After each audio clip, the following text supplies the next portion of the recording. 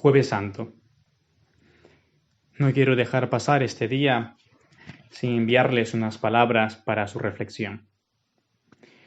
Jueves Santo de 2020, que probablemente nunca en la historia de la Iglesia se ha dado un caso igual como este año. La gran mayoría de las iglesias de todo el mundo estarán vacías. Los fieles no podrán asistir para recordar aquel lavatorio de pies. Los fieles no podrán asistir para escuchar unas palabras del sacerdote en la iglesia recordando aquel mandato de Jesús que nos amemos unos a los otros. Tampoco podrán escuchar en la iglesia una reflexión sobre el sacramento de la Eucaristía que hoy Jesús instituye. Tampoco podrán escuchar unas palabras del sacerdote explicando el sacramento del sacerdocio. Tampoco estarán los fieles para acompañar a Jesús en el traslado desde el sagrario, desde el altar hacia el tabernáculo. Tampoco podrán los fieles estar a los pies de Jesús, acompañando en su agonía, en la hora santa.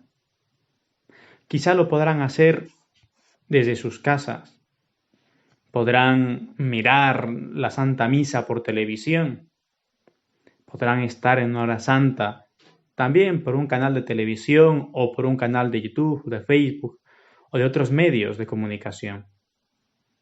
Pero no es lo mismo, no es igual. No es lo mismo mirar a tu madre por medio del móvil que estar delante de tu madre para darle un abrazo. No es igual mirar comer por televisión que ponerte a comer tú en la mesa. Todo será distinto. Pero quizá el amor con el que este año celebres Semana Santa sea más intenso. Quizá hemos estado tan acostumbrados a la Santa Misa, tan acostumbrados a comulgar el cuerpo de Cristo,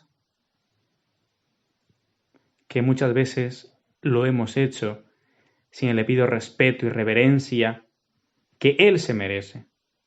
No digo que lo has hecho sin el respeto y sin la reverencia, sino sin el debido, sin el mayor respeto y reverencia que Él se merece. Quizá esta ausencia, este no poder estar delante de Él, delante del Señor,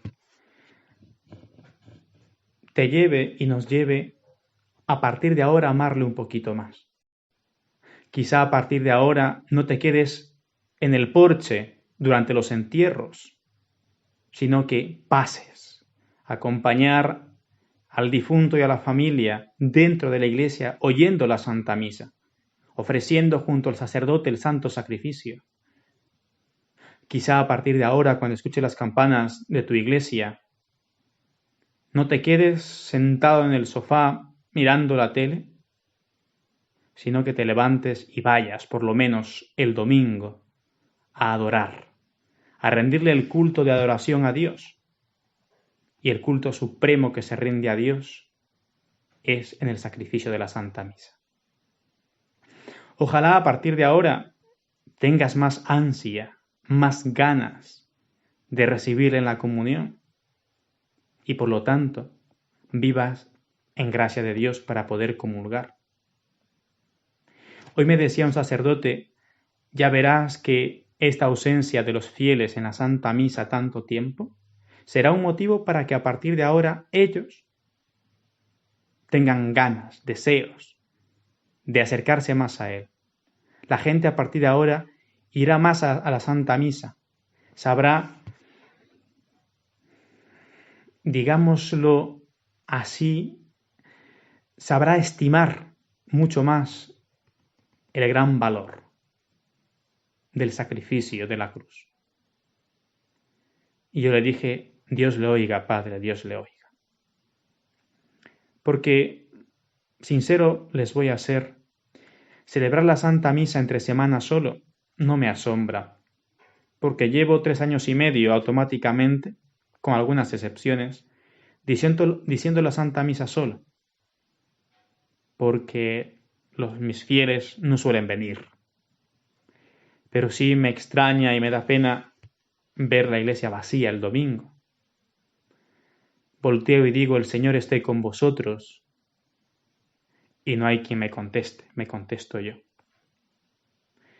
Pero como me dijo un fiel, nuestros corazones, nuestras almas están en la iglesia, Padre. Y sé que lo están. Y también están en mi corazón. Pero sobre todo están en el corazón de Cristo, en el corazón de Dios, que es lo más importante. Para terminar, déjeme hacer una pequeña y corta consideración sobre dos misterios. El primero, Jesús lava los pies a sus discípulos. Y el segundo, sobre la Eucaristía, instituida hoy por Jesús. Bien saben ustedes que Jesús se levanta de la mesa en la que estaban cenando, se ciñe, se pone una toalla y delante, arrodillado ante los apóstoles, les empieza a lavar los pies. El primero a quien va a lavar es a Pedro. Y Pedro, con ese corazón impulsivo que siempre ha tenido, le dice, ¿lavarme los pies tú a mí? ¿Tú a mí lavas pedes? ¿Lavarme los pies tú a mí? Porque Pedro sabía que el maestro se estaba humillando. Porque Pedro era consciente de que Jesús es el Hijo de Dios. Que Jesús es Dios verdadero, Dios eterno, Dios todopoderoso. Pedro sabía, reconocía en Cristo a aquel que hizo todas las cosas, el creador del mundo. Pedro lo sabía. Y decía San Pedro, pero ¿cómo es posible que Jesús se arrodille, se humille de esta manera ante mí y ante los demás para lavarnos los pies? Y realmente Pedro tenía razón. O sea, ¿cómo no se iba a asombrar de que Jesús le lavase los pies? San Juan de Ávila dice, y ay del desvergonzado que cuando comulga o dice misa, no se confunde, espanta y sale de sí. Porque en la Santa Misa Jesús no solamente me lava los pies, sino que en la Santa Misa Jesús se deja comer por mí. Pero miren que Jesús no solamente lava los pies a San Pedro, a San Juan, a Santiago, a apóstoles santos, sino que lava los pies inclusive a Judas, que él sabía, Jesús sabía que Judas le iba a traicionar. Pero también lavó los pies a Pedro, sabiendo Jesús que él también le iba a traicionar, que él también le iba a negar, iba a jurar no conocerle. Jesús se humilla. Y nosotros tantas veces no nos humillamos ante Dios. Tantas veces entramos a la iglesia y como estuviésemos en un mercado, en vez de ponernos de rodillas ante Él y adorarle. Porque Él se puso de rodillas ante los apóstoles y por lo tanto ante mí. ¡Qué ejemplo! ¡Qué locura!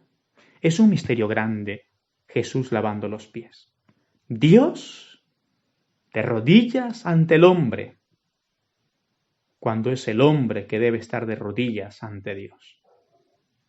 Por eso, la tradición siempre nos ha enseñado a comulgar de rodillas, porque recibes a Dios.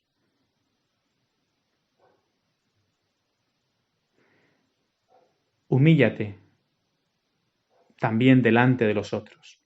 Que el ejemplo de Cristo me enseñe a saber ayudar a los demás, a ponerme al servicio de los otros, de mi esposa, de mi esposo, de mis hijos, de mis padres, de mi papá, de mi mamá, de mis abuelos, de las personas mayores, de las personas que necesitan también de mi ayuda. Ten caridad, sirve, No esperes que el otro haga todas las cosas. No esperes que el otro vaya a traer las cosas para la comida. Hazlo tú, pon la mesa. Esa caridad que Cristo nos ha enseñado. El lavatorio de pies me tiene también que recordar que para comulgar tengo que estar limpio. Porque Jesús lava los pies y acto seguido instituye la Eucaristía. Les da a comer su cuerpo. Por eso Jesús, San Juan nos dice, habiendo amado a los suyos, les amó hasta el extremo. Porque la muestra de lavar los pies ya era una señal del amor de Cristo. Pero ya se humilló antes al hacerse hombre, ya se humilló antes al vivir escondido en Belén, ya se humilló antes predicando por las calles de Jerusalén y de Galilea, donde le llamaban endemoniado, loco, le perseguían.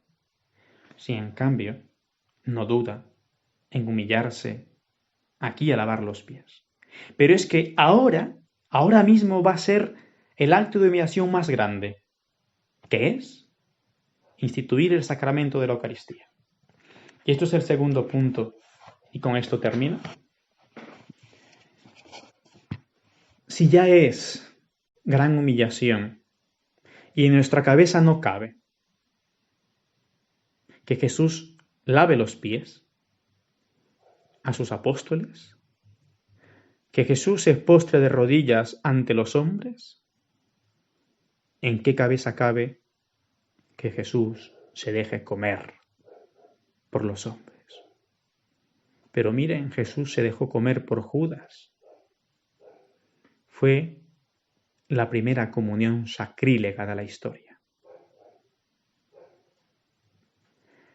Jesús tiene un amor que le lleva al extremo, un amor que no da vuelta atrás, un amor que no se retracta, sino que cuando se entrega es hasta el final. La Sagrada Eucaristía es el sacrificio del cuerpo y la sangre de Cristo. Cuando voy a misa no voy a un teatro. Cuando voy a misa no van a una representación de la pasión. Cuando van a misa van a asistir al sacrificio de la cruz.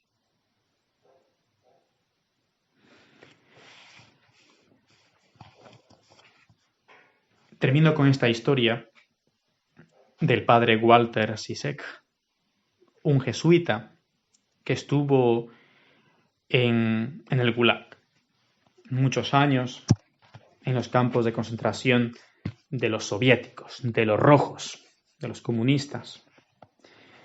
Y obviamente que ahí no estaba permitido en los campos de concentración decir la Santa Misa, ni a los fieles escucharla. Sin embargo, ellos hacían todo lo posible para poder decir la Santa Misa a escondidas.